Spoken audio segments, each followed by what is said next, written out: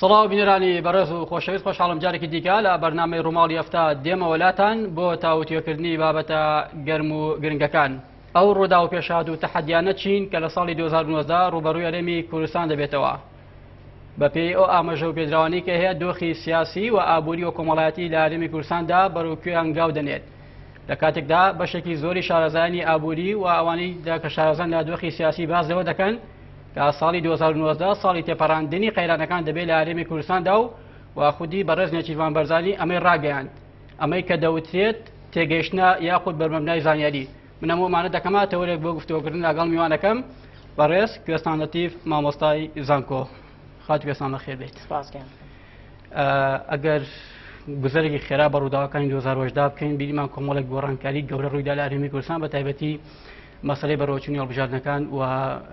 ئەو تێشاندی ئەو گەمار و ئابووری و سیاسی کە لەسەر هەرێمی کوردستاندا بوو. دەمەوێت مامۆستایەکی زانکۆ بە خێرایی خوێندنەوەی خۆتم پێ بڵێ بۆ ڕووداوەکانی 2010 ئەم ڕووداوانە چی خوێندنەوەیکی لای تۆ دروست کرد؟ دەستخۆش سپاس بۆ پرسیارەکە. طبعا ساڵی 2010 ساڵێکی پڕ قەیراناوی بوو، ساڵێکی پڕ تەحەدا بوو، ساڵێکی ئەو بوو کە کوردستان بە بڵێم هەنگاوێکی گرنگینا چکە تەحەدیەکان زۆر گەورە بوون. تەحەدی داعش هەبوو، تەحەدی گەماروی ئابووری هەبوو، کێشە سیاسیەکان هەبوو. بەڵام لە هەمووی ئەمانە گرنگتر ئەوە بوو کە حکوومەتی هەرێمی کوردستان توانی کۆنتڕۆڵی قەیرانەکان کا بەوەی کە توانی سەیترە بەسەر داعش بکە، بەوەی توانی قەیرانی ئابووری تاڕادەیەک تێپەڕێنێ، بەوەی کە توانی دوو هەڵبژاردن لە یەک کاتا بکات لە کاتی ئەو هەموو فشاری لەسەر بوو، هەم فشارێکی ناوخۆی هەم فشارێکی دەرەکی، هەموو ئامرێکی ناوخۆی هەبوو بەوەی کە ئەمانە ئەم هەڵبژاردنانە نەکرێت. پارتی دیموکراتی کوردستان سوور بوو لەسەرکردنی کەواتە دەستکەوتی هەرە گرنگی 2010 تێپەڕاندنی سەیترەکردن بەسەر ئەو قەیرانانە، یعنی حکوومەتی هەرێم پلانی دژی هەڵوەشانەوەی هەرێم بەکارهێنا. سەرڕای ئەوەش ڕێڕەوی دیموکراسی لەو ساڵە تا بەردەوام بوو کە دوو انتخاباتی هەرە گرنگی تیا ئەنجامدا بەسەرکەوتویش تا ڕادەیەک ئەتوانی بڵێ ئەنجامیدا. ئەگەر ئەنجام نەدرایە حکوومەتی هەرێم پرسی دیموکراسی ئەکەوتە ژێر پرسیار و لە مەحافلی نێودەوڵەتیە. کەواتە ئەتوانی بڵێ ساڵی 2010 مێژوویەکی پڕ ململانی و سەختی بوو بۆ هەرێمی کوردستان تێپەڕان. هیواخوازین لە 2019 سەرەتایەکی نوێ دەست پێ بکاتەوە لە حکومڕانی کوردستانە بەوەی کە ئەم قەیرانە لە ئەساسەوە بنبڕکرێ. ئێستا ئینفیراجێک هەیە، ینی دەرگاکردنەوەیەک هەیە بۆ حەلبکردنی کێشەکان بە تایبەتی لە ڕووی ئابووریەوە، چونکە بەغاش تقریبا لەوە تێگەشتەکەمە سەر ئەو بابەت هەر دەمێت لە چوارچەوەی بابەت یەکەم بێنمەوە. ینی ئەو تەحەدیانی کە هەرێمی کوردستان تێپەڕاند بە هەموو دۆخە سەختەکانەوە لەسەر ئاستا ئیقلیمی نێودەوڵەتەکەش ڕاستە و توانی بۆ نمونە هەرێمی کوردستان پێگە ینی پارێزگای لەو پێگە دیبلۆماسی و بەهێزەی خۆی بکات کە لە ساڵانی ڕابردوودا بەتابەتی پێش ڕێفراندۆمەی بوو. کوردستان هەرێمی کوردستان لە نەناوچوونا بوو، مؤامرەیەکی گەورە هەبوو بە تایبەتی لە ناوخۆیەوە و بە تایبەتیش لە دەرەوە کە سەرهەڵدانی لە 16 ئۆکتۆبەرا بوو، وای کرد ینی هەڵوەشانەوەی کوردستان یەکێک بوو لە پلانە ئامانجەکان. ئەوەی دەستکەوتە هەرە گرنگەکان، ینی پێویستەکە هەموو تاکێکی کورد شانازی بەو مێژووە بکە.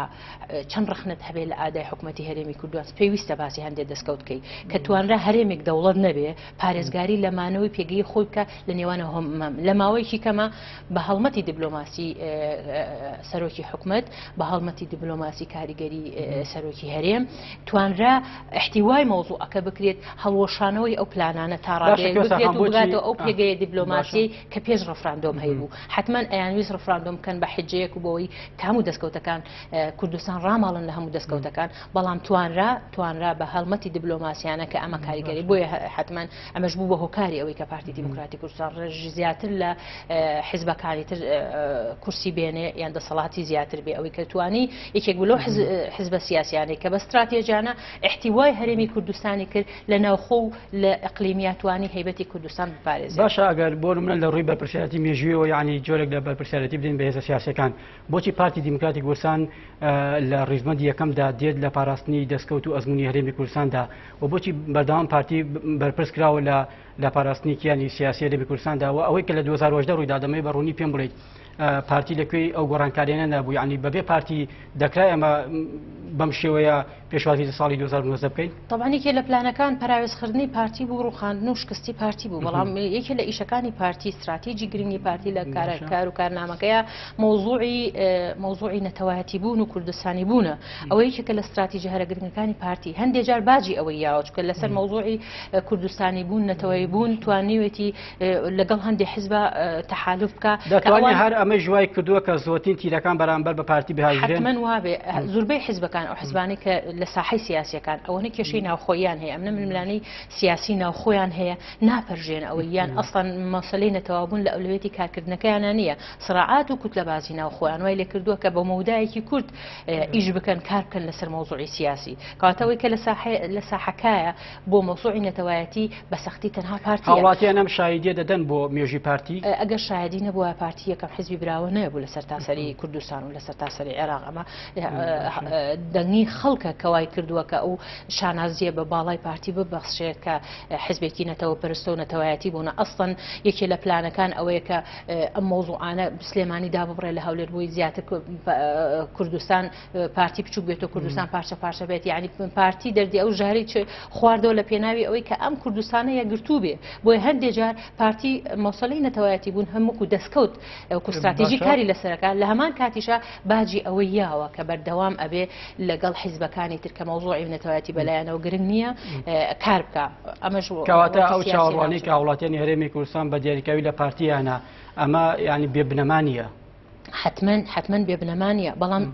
ئەمەش ناگاتە ئەوەی کە تۆ لایەنەکانی کەژ ناپەرپرس ببینی لە وەزعەکە لەبەرێ ئەوش حیزبێکی سیاسیە لە ناو کوردستانە مامەڵەی سیاسی و کاری سیاسی خۆیەکە مەفروضە حیزبەکانی تش بەرپرس بن لە ناو مۆزوعی هاوڵاتی بوون. تەنها نابێ بڵێ پارتی هەموو ئەرکەکەکەوێتە ڕاستە پارتی براوەی یەکەمە، ڕاستە ئەرکێک لەسەر شانێتی، ڕاستە ئەتوانێت پارتی ئێستا ئەتوانێت بۆ کورسیانەکەیەتی بە تەنها حکومەت فێک بهێنێ. ئەو دەورەی کە پارتی بۆ نمونە بینیوێتی لە ماوەی ڕابردوو لایەنە سیاسەکان، ینی دەورێکی باش بوو یاخود دەورێکی خراپ؟ پارتی سەریکە یەکێ لەو ڕخرانش کە گەرۆک و پارتی لێبگریت، پارتی بەردەوام لە پلە و پۆستەکانە حسابی دەنگانی خۆی نەکردووە لەگەڵ لایەنەکانی ترا. بۆ گەر سەریکە لە 4 ساڵی پێشوە حیزب پارتی لەگەڵ لایەنەکانی تر بۆ نمونە لەگەڵ یەکێتی نیشتیمانی کوردستانە 50 کاتێ کورسیەکانی لەم زیاتر بوو. سەرۆکی پەرلەمانی کوردستان ئەو کاتە استحقاقی گۆڕان نەبوو، درا بە گۆڕان. معنای ئەوەیە کە پارتی لە کورسی و لە ئیستحقاقەکەی خۆی تەنازولی کردو بۆ لایەنەکانی کرد لە پێناوی پێکێنانی حکومەتێکی بنکە فراوان، کە ئەم حکومەتە بنکرا فراوانە نەبووە بە مایی خۆشگوزەرانی بۆ هاوڵاتیان کە لە وڵاتانی جیهانە حکومەتی بنکە فراوان ئەبێتە مای ئەمن و ئاسایش بگرە. حکومەتی بنکە فراوان کە پارتی ئاماجی ئەوە بوو ئەم حکومەتانە هەمووی بەشداری بکە، ئەم حیزبانە هەمووی بەشداری کە لە حکومەتە، بەڵام ئەوان لەبەر پێگەی دەستکەوتی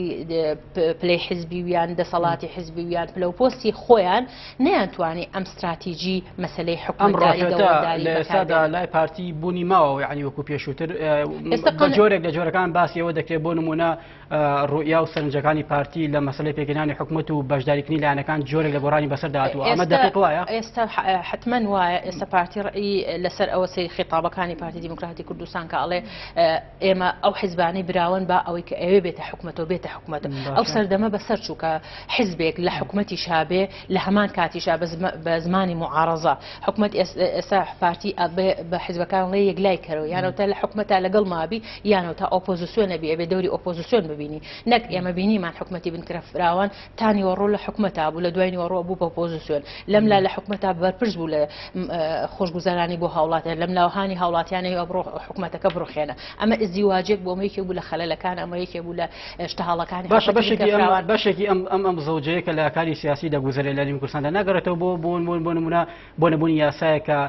لایەنە بەشداربووەکان لە کاتی سەروبەندی پێکێنانی حکومەتدا بە پێم یاسایە و دەسەڵاتەکان و پۆستەکان وەربگرن. حتمەن ئەبێ کۆمەڵی یاسای تر فراهەم بکرێت لە پرۆژە دەستوری هەرێمی کوردستانە. ئەو حیزبانەی کە بۆ نمونە کار لەسەر تێکدانی وڵاتەکەکەن، کار لەسەر خێناندی نیشتیمانیەکەن، پێویستەکە بچێتە دەروی معادلە سیاسیەکان. پێویستەکە ئەمەش بەڕاستی بە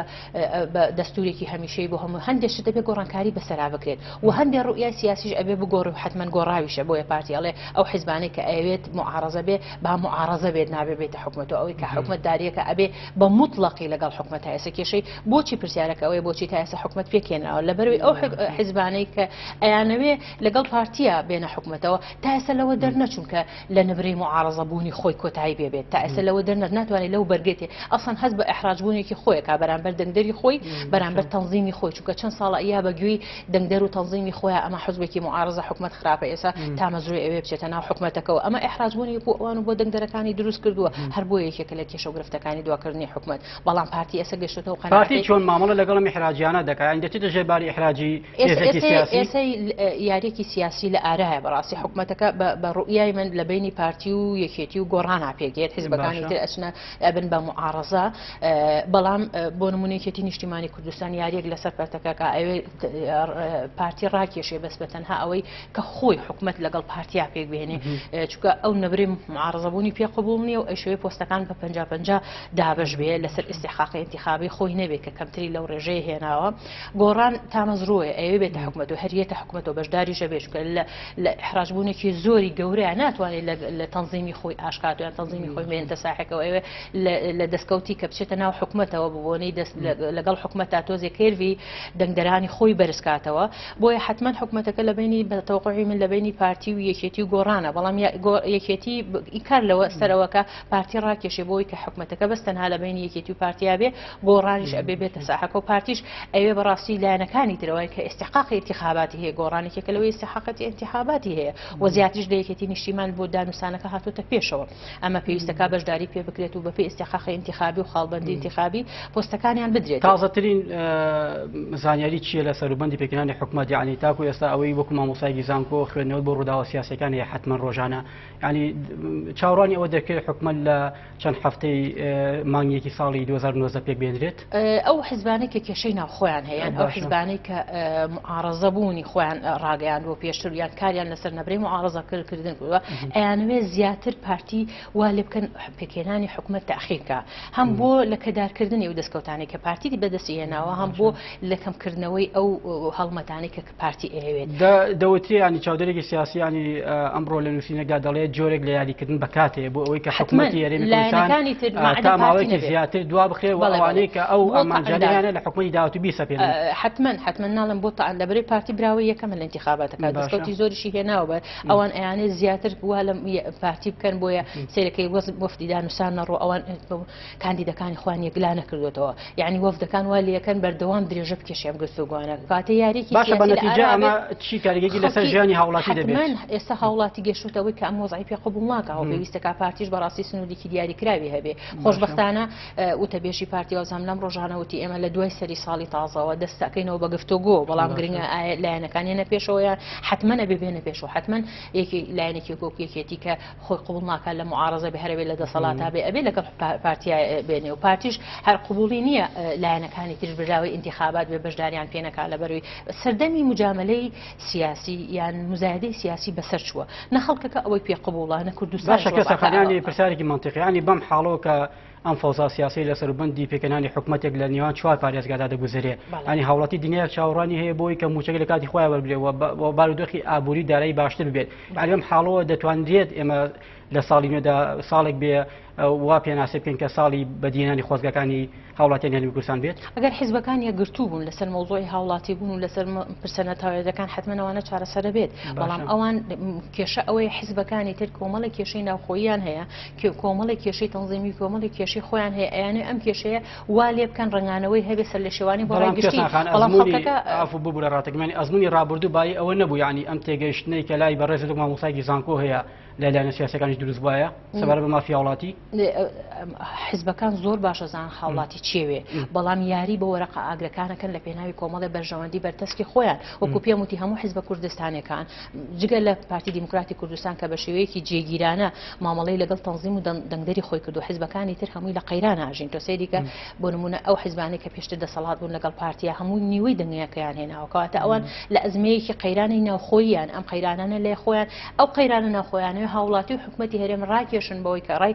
گشتی چاواشە بکەن بەوەی کە قەیرانەکانی خۆیانی پێداپۆشن یان کۆمەڵە دەستکەوتێکی زیاتری بەرتەسکی حیزبایەتی بەدەست بێنن هەر بۆی خۆیان لەو ئەحراجبوونە بکەن بەڵام حتمما ئەم سۆشیال میدیایی کە ئێستا هەیە چاوی هاوڵاتی بوونی هەمووی کردوتەوە یعنی زەمانەکە ئەوە بەسەر چووە کە خەڵکو و حکومەت و لایەنەکانی تر نەزانێ بە چ جۆرەی ئەسەوای لێ هاتۆ یادەکانەوە ئاشکرایە پێویست بە پەردە و دیوارەکانیش ناکە هەمووی وەرەخەکان لە زانستی سیاسیدا بۆن مە لە وڵاتی پێشکەوتوەکاندا ئەگەر بە نمونەوەری برین تا چەندێک ئاساییە بۆن مە پێکەنانی حکومەت دوا بکەوێت ئەسڵەن ئاسایی نییە خۆ هەندێک وڵات لە بەبوونی ئیتیفاقی حیزبەکانەوە دواکەوێ بەس خۆ تا کاتێکی نادیار نییە حتمما خەڵکەکانێک سنوورێک بۆ ئەوانە دانێن و یەکێک لەو شتانش کە هەرێمی کوردستان ئەبێ بیکە سنوورێک بۆ ئەم دواکەوتنی حکومەتە دانا کەواتە ئەو سنوورە دەبێت کێ دایبنێ بۆن مە هێزە سیاسەکان ناو خۆیاندا دەبێت بۆ یەکتری دابنێن یاخۆ هاوڵاتی لانی دووەمەکە دەبێت بێتە ناو هاوکێشەکە و قسەی هەبێت طبعا بە حکمەوەی کە پارتی براوەی یەکەمە ئەتوانێت ڕۆڵێکی کاریگەری لە هاوکێشەکە ببینێ بەڵام لە هەمان کاتا لایەنەکانی تر بۆ نمونە کە احتیمالە جۆرێک لە فشار بخەنە سەر پارتی بۆی ئەگەر تۆ بەم شانە نەکە احتیمالە بۆ نمونە هەندی حزب هەیە بۆ نمونە ئەگەری دوو ئیدارەی باسکار لە بیخاتە ناو خەڵکەوەیان وای لێ بکە کە ئەگەر پارتینە ئەم کۆستانەکە ئەمە ئیداریەکەن هات تا وەکو وەرەقێکی فشار لەسەر پارتی بەکاری بێنێ بۆی پارتی ڕاکێشێ بکەوێتە ژێرباری ئەو داخوازیانەی خۆیەوە پارتیش بەردەوام باجی ئەو مەسەلانەی یەکگرتووی کوردستانی یاوە بەڕاستی هەندێجار چەند باشە بۆ خەڵکی هەرێمی کوردستان بەڵام لە هەندێشتا ژارێکی تاڵە بێ بۆ پارتی چونکە لە پێناوی ئەوەی کە دوو ئیدارەی دروست نەبێ لە پێناوی کە کوردستانێکی پارتی بەڕاستی کار لەسەرەوە حکومەتێکی بەهێز دروستکە حکومەتێک کۆتایی بە قەیرانەکان بێنێ حکومەت بێ کۆمەڵێ دەستکەوتی بنچینەی دروستکە پارتیەوێ لەم خولەیە دەستورێکی هەمیشەیی هەبێ پارتیەوێ لەم خولەیە مەوزوعی سەرۆکایەتی هەرێم چارەسەرکە پارتیەوێ لەم خولەیە کۆمەڵێ سیستەم و یاسا و ڕێسا بکا بە دەستور و بچەسبێ بۆی ئەو قەیرانانە دووبارە نەبێتەوە چونکە ئەگەر بەردەوام لەسەر ئەو نەچە بڕوە حکومەتی هەرێم بەردەوام هەر لە قەیرانە هەبێ باشە بەقەدە و ئاڵۆزەی کە لە نێوان لایەنە سیاسەکاندا دەگوزارێ پارتی نەرمین واندووە بۆ ئەوەی بۆنمە گفتوگانی پێکەنانی حکومەت خێراتر بکرێت پارتی بەردەوام نەرمین وانەوە بەردەوامە بینی وەفدەکانی پارتیی بۆ لایەنەکانی تر بەردەوام پارتی دەست پێشخەریە بۆ شتەکان بەردەوام سەرەکی تەسیحەکانی پارتیە پارتی نەرمی ئەنوێنێ بەڵام ئەوانی ژیاری بە لەعبەیەکی سیاسی بەڵام وەکجاران نا حتمما ئەبێ وەکو جارها بێ سنووردات وەکو پێموتی پارتی سەردەمی ئەوە گوزەشت بۆ لای پارتی کە لەسەر ئەساسی مجامەلا یان لەسەر ئەساسی یان لە حزبی قبول کاتانی وەڕۆم حکومەت لە دوای ڕۆ ببێت بە معارەزە وازانم پارتیش لە دانووسانەکانی قسەی لەسەر ئەوە کردووە کە پێویستەکە ئەوانەی کە لە حکومەت بن وەکو حکومەت مامەڵە بکەن بەرپرس بن لە مەوزوعی هاوڵاتی بوون ئەوەی کە ئۆپۆزیسیۆنە خۆشبەختانە هەندێک حزب ئۆپۆزیسیۆنی هەڵبژارد چوە دەرەوەی معادلە شتێکی باشە با لە معارەزە بە کاری معارەزە بوونی خۆی بکە مراقب بێ بەسەر حکومەتەوە بۆی ئەو لایەنە ناتەندروستانەیە چاکسازی تێکە وەکو معارەزە دەور ببینێ بەڵام حکومەتیش تازە جارێکی کە و حکومەتە دروست نابێت کە حکومەتێک بێ نیوەی تانیوەی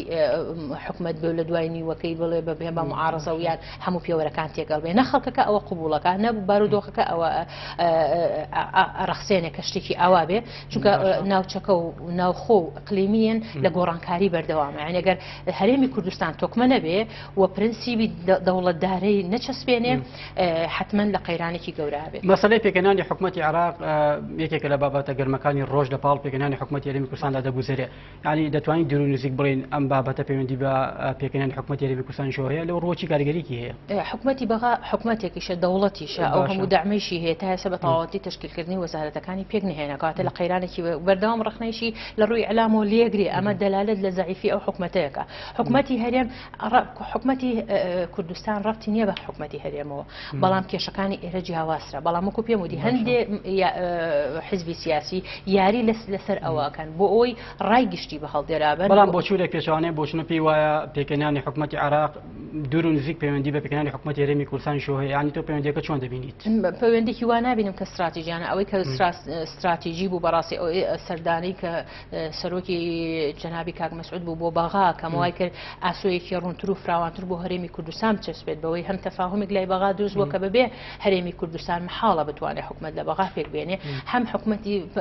نەبزێکیشی یا بە بەغا پێویستەکە ئێوەش بێنەوە ژێر چواردەوری دەستور لەگەڵ هەرێمی کوردستانە دەستوریان مامەڵە بکەن بەڵام تشکیلکردنی حکومەتی بەغا بەردەوام لەبەروی عەقڵێکی شۆڤێنی لێ کاریگەریەکە حەزەکە حکومەتی هەرێمی کوردستان هەر پێک نەیەت حەزێکە قەیرانی تیابێت ئەمە خۆ حەزێکە لە چواردەورەکانی دوژمنی کوردستان بەردەوام ئەو حەزە ئەبینی تایە بەڵام وەکو تشکیل ئەو خۆی لە قەیرانە ئابێت ناکری حکومەتی هەرێم چاو لە حکومەتی بەغاوکیان لەژێر کاریگەری ئەزمەکانی ئەوانە بێت یان ڕێگە بە هەندێک حزبی ئێرە چۆن بۆ نمونە کاریان بۆ استراتیژی دژمنانی کوردەکرد کار لەسەر ئەوە بکە حکومەتی ئێرە تاخیرکە هاوشان لەگەڵ حکومەتی بەغا بڵێەوە لەبەری حکومەتیان پێک ئێرش پێ باشە پێساخان ئەگەر بۆنەوە تەواوی سەرنجەکان چرکەیتەوە پێم بڵیت ئەو ڕوودا و پێشاد و تەحەدیانەی کە ڕوبەڕووی هەرێمی کوردستان دەبێت لە ساڵی 2019 بە تایبەتی لە بابەتی موچەی فەرمانبەران و دۆخی ئابووری هەرێم زۆر لە شارەزانی ئابووری باز لە باشبوونی دۆخی ئابووری هەرێم دەکەن ئەمە تەنها بۆ نمونە تێگەیشتنە ئیجتیهاد یا خۆت بەرهەمدای زانیاریە تۆ چۆن ئەمە دەبینیت ئەو سەردانەی جنابی سەرۆک بۆ بەغا کلیلی کۆمەڵی شتی قۆفڵکراوی کردەوە باشە تەفاهمێکی دروست کرد هەم لای بەغا تەفاهمێکی دروست کردووە کە ئەوان بەبێ هەرێمی کوردستان ناتوانن لە ڕووی دەستوری و مامەڵە بکەن لە هەمان کاتا و دووهەمیش وڵاتەکەیان ئەوەی کە قەیرانی تر دروست ناکە یعنی تحملی ئەوەی کە قەیرانی تر دروست ناکە هەم کوردستانیش وەرەقەی ڕەفراندۆمی پێیە کە هێزێکی نەرمی بەهێزە ئەگەر بەغا نیتە ژێڕەکەی ئەو من تاپۆی کوردستانم لەژێر دەست ئەم تەفاهمە بۆ بابەتی بودجە موچەی فەرمانبەرانیش ڕاستە حتمما چکەیەکە لەو شتانەی کە باس لێکراوە مۆزوعی ئابووری و مەوسوعی ئیتیفاقات بوو بۆیە ئێستا ئەمەلێک هەیە کە ئینفراجێک یان کرانەوەیەک بکرێ لە ڕووی ئابووریە لە هەم لە ڕووی ئابووری ئەو پێویستی بە هەرێمی کوردستانە هەم هەرێمی کوردستان یعنی هەمەلایەنێ و دوولایەنێ هەم نێودەوڵەتیان ئەوەیان پێخۆشە هەم بەغاش لە شێرفشاری نێودەوڵەتیە هاتە ژێرەوەی کە لەگەڵ کوردستانە پێویستەکە لەگەڵ کوردستانە ئیتیفاقا معنای ئەوە نییە کە تۆ ئیتر تەواو ئەچیتۆ ژێر ڕکێفی کوردستان بەغا و واز لە مەوزوعی نەتەوایەتی بوون هەرێمی کوردستان چۆنە لە ئێستادا بۆ ئەوەی کە حکومەتی بەغدا ناچار بکات ینی بێ لە ژێرباری ئەم داواکاریانە پێگەیەکی بەهێزە ئێستا کوردستان لەناو معادلەیەکی سیاسی ناوخۆییایە لە بەغا سێرێکی هەموو ئیتیفاقەکان لەگەڵ کووردا ئەبێ بکرێ سیرێکی خەریکە شتەکان جێگرێ سەرڕای ئەوەی کە هەندێک قەیران هەیە سەرڕای ئەوەی کە هەندێک ئەزمە هەیە سەرڕای ئەوەی کە هەندێک پۆست هەیە لە بەغا بۆ نمونە تەشریفاتی بەکاری خۆی ئەرکی خۆی هەڵناسێ لەوانە بەڵام ئێستا خۆشبەختانە کوردستان لە معادلەی ناوخۆیەکە ینی لە معادلەکەیانی ئاود نەبوو لە ناو معادلەکە هاتنی وەفدەکانی ڕابردی حکومەتی عێراقیش بە جیاجار لەسەر ئاستی باڵا بۆ هەولێر ینی دەرخەریم ڕاستی نییە بۆ خۆی تۆ سەیری کە ئەو وەفدانێک هەیە نەک تەنهایی بەغا وەفدەکانی نێودەوڵەتیەکانیش گەین ئەمە خۆی لە خۆیان حرەکەیەکی دیپلۆماسی بەهێزە پێگەی بەهێزی وڵاتان یەکێ لە پێگە بەهێزەکان جگەل لە ئابووری و جگەل لە سەربازی پێگەی حرەکەی دیپلۆماسیە ئێستا سەریکە حرەکەیەکی دیپلۆماسی بەردەوام لە هەولێرە هەیە کە ئەمە مانای ئەوەیە کە کوردستان پێگەیەکی هەرە گرنگێکی دووەم ناوچەکە بەڕاستی لە گۆڕانکاریی بەردەوامە هەیە کوردستانیش لە ناوجەرگەی ئەو گۆڕانکاریە باشە کوێستانخانەی پرسیاری گرنگ لێرەدا ئەوەیە ئێمە چۆن سوود لەم پێگە بەهێزە ببین بەڕاستی کورد ئێستش پێویستمان بە مەرجە بەڕاستی کاک مەسعود مەرجەی کوردە و زۆر باشش ئاگای لە وەزعی سیاسیەکانە و زۆریش باش مامەڵێکی تەندروستەکە لەگەڵ پێش هاتە سیاسیەکان و زۆریش باشیش ئەزانێت چۆن داشەکان بجوڵێنێ لە کاتی ئەزمەکانە و ئیزانێت لە چ کاتێکا بێت تەداخولکە لە هەندێشت هەیە بۆ نمونە ئیلا لە تەداخولکردنی سەرۆک بەرزانی بێ ئیلا چارەسەرەکرێت لەو حاڵەتانە بۆیە ئێستش هەرێمی کوردستان پێویستی بەو مەرجە هەیە چونکە ئێستش ئێمە لە مەرحەلەی شۆڕژگێڕیە لە مەرحەلەیەکی ئیستیقرارانی بڵین وڵاتەکەمان بووین بە دەوڵەت و تەواو پێگەکان هەموو ئێستش پێویستمان بە مەرجە ئێستش پێویستمان بەوەیە کە مەرجەیەکی کوردی هەبێ داکۆچی بکات لە مۆزوعی کوردبوون و کوردستانی بوون ئەو مەرجەیش ئێستا بەڕاستی لە هەر چوار پارچەکە تەنها کاک مەسعود ماوەتەوە لە ساحەکە و ئێستش پێگەی کاک مەسعود زۆر کاریگەری هەیە لە ناو ئەقلیمی و لە ناو خۆیەکە یعنی سەیری مەحافلە دەولیەکان کەین هەموو ڕێی کاک مەسعودیان بەلاوە گرنگە هەموو لە سەردانەکانە دیداری کاک مەسعود بەلاوە گرنگە تەنانەت وەفدەکانی بەخاش تاوەکو کاک مەسعود نەبینن کۆمەڵە شتێک لا نابێتەوە کەواتە ئەمە پێگەی هەرێمی کوردستان کە بە مەرجەعێکەوە بەڵا وای کردووە ئەم پێگەیە بەهێز بێت و کاریگەری خۆی هەبێ و حتمما سەرۆک بەرزانی کاریگەرێکی زۆری دروست کردووە بۆ چوار پارچەکەش تەنانەت بۆ ڕۆژ ئاواش ئێستا ئەوەی کە لە ڕۆژ ئاواشە ئاگوزارێ پێش چەند ساڵێ کاک مەسعود ئەگەر سەری تەسریحەتەکانێکی پێشبینی کرد کاتە یەکێک لەو سەرۆکانی کە پێشبینی ئەوەیە کرد بۆ کە لە کوردانی ڕۆژ ئاوا ئێستا ڕوئەیە بۆیە تاکە مەرجە ئێستاکە مەوزوعی کوردایەتی و کوردستان بپارێزێ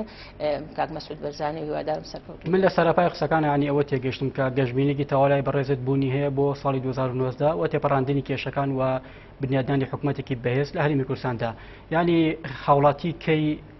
بەرەنجامی ئەمانەت دەبینێت ئەمە کاتێکی زۆری دەوێت یاخود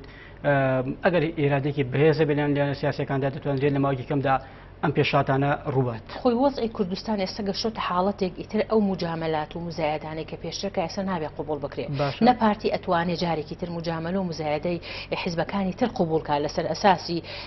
با بڵێم یەکڕێزی ئەوانە نە هاوڵاتیش تەحملی ئەوەی ماوە جارێکی تر ئەم ئەزمەیە قوبولکە پارتیش بەڕاستی ئەگەر سەیری تەسریحاتەکانی انتخابات کەیت و سەرتی تەسریحاتەکانی ئێستێکی سەیرێکی کار لەسەرەوە کوردستانێکی بەهێز کاتە پارتی حکوومەتێکی بەهێز دروستکە دەستورێکی چەسپاوی هەبێ مافی هاوڵات بوون پارێزراوە بێ ئەزمەی ئابووری تیا بەڵام هاوڵاتی دڵنیانیە لەوەی کە بۆ ئەمانەی کە من و تۆ لەم بەرنامەیە گفتوگۆی دەکەین ینی وەکو خۆی بێتە ینی چی وا دەکات ئەم شتانەی کە ئێمە باسی دەکەین ئێستا هاوڵاتی بەرجەستە ببێت ئێستا هاوڵاتی ئەوەنە وشیارە بۆ ئەوەی تەنانەت لە وەختی هەڵبژاردنەکانە هەندێک حزبیە بە هەندێک حزب نیوەی دەنگدەریانیان لێبووە ئەمە معنە ئەوەیە کە هاوڵاتی وشیار و سزای حزبەکەی خۆی یاوە کە کاتێ بەرپرسیار نەبووە لە ئاستی دەنگدەر و تەنظیمی خۆیە ئەگەر سەیریکەی حزبە کوردەکان جگە لە پارتی دیموکراتی کوردستان هەمووی نیوەی هەمووی تەنظیماتی بۆ دەنگەی بۆ بەنیوە کەواتە ئەمە سزای دەنگدەری خۆیەتی بۆ ئەو حیزبە کە نەیتوانێت لە ئاسی دەنگدەر و متمانی خۆیان بێ بۆیە ئێستا لە حاڵەتێکی ئرتیباکابن ئەو حیزبانە کە یاری سیاسیەکەن ئێستا بەوەی حکوومەت تاخیر بێ لە بەروی هەست بە ئەحراجبوونێکی زۆرەکە ئەوێ ماوەیەکی بەسەر بچێت بۆی خۆی کۆکاتەوە جارێکی کە بەهێز بێتەوە کە ئەمە لەسەر حسابی هاوڵاتی نابێ بکرێت نە پارتی جارێکی ئەوە قوبوڵەکە لە حیزبەکانی تر نە هاوڵاتیش تەحملی ئەوەی ماوە نە سۆشیال میدیاش ئەتوانێت ئەوانە بشارێتەوە دەری نەخا بۆ خەڵک انتخابات هەیە و دەنگیش هەیە و سۆشیال میدیا هەیە خەڵک زۆر بە ئاسانیت توانێت فشار دروستکار لەسەر ئەو حیزبانەی کە ئەبن بە بەربەست لە ئاست پێکێنانی حکومەت پارتی بە پەرۆشە بۆ زوو پێکێنانی حکومەت دەوێت حکومەتێکی بەهێز دروستکار نەک حکومەتێکی فشەڵی لاواز کە لە ئەساسی مجاملە بێن نەخێر لەسەر ئەساسی ئەوە دروستی ناکە بۆیە ئەوێت ئەڵێ ئەو حیزبانەی دایمە لە دانووسانەکان ئەڵێ ئەوانەی کە معارەزە بن با دەوری معارەزەی خۆی ببێت ناچێت بۆ لەگەڵ یا بۆ پێکێنانی حکومەت دانووسانکە ئەوەی یەتە حکومەتەوە ئەبێت لەگەڵ منە بەرپرسیارەتی هەڵگرێت باشە کێسانخان ئەگەر مەسەلەی پێکێنانی حکومەت لەمە زیاتر دواب بکەوێت ینی لە خراپترین حاڵەدا دۆخی هەرێمی کوردستان لە ڕووی سیاسی و ئابووری بەڕێوەکی هەنگاو دەنێت ینی شتێکی زۆر خراپە پێوە ئەسڵەن هەر هەرێمی کوردستان لە ڕێی پێگەنێ و دەوڵەتیەکەی و ئەکەوێتە ژێر پرسیارێکی گەورەوە چۆن انتخابات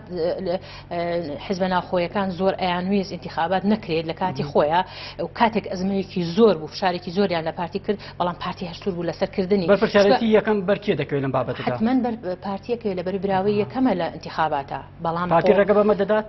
ڕووبات ئەبێ بە ڕێگە نەدا ئەگەر ڕێگەی بە هەڵێکی گەورەیە کە حتمما ڕێگەیش نایە پارتی لە کۆمەڵێ مەسەلەی کە علاقەی نەتەوە بوون و کوردایەتی بوون و هاوڵاتی بوون یاوزانم بێڕکابەرە لەو مەسەلانە بۆیە تەسەوڕ ناکەم پارتی زیاتر ڕێگە بە تەسەوڕکەم لە مانگە حکومەت پێک بێ ئەو پەڕی بگاتە مانگی دوو تەسەوڕ ناکەم لەوە زیاتر بێ ئەگەر ئاوا بێ پێویستەکان پارتی مووقفێکی هەبێ بەرامبەر ئەو حیزبانە ئەوەی یەتە ناو حکومەت و بە زورتی کات حکومەت پێ بێت چکە هاوڵاتی هیلاکە هاوڵاتی پێویستی بە ژیانی باشە هاوڵاتی پێویستەکە حکومەتێکی بەهێزی هەبێ ئەو شتانەی وعدی پێدراوەتە پێویستەکە لەسەر ئەو بنەمایانەکاری پێ بکرێ و هیواداریشم جێبەجێ بێت زۆر سپاس بۆ کوێستان لەتیف مامۆسای زانکۆ سپاس بۆ ئامادەبوون و دووبارە بەخێر بێت بینەرانی بەڕێز و خۆشەویستاتەوەرێکی دیکە و بەرنامەیەکی دیکە شاد و بەختەوەر بن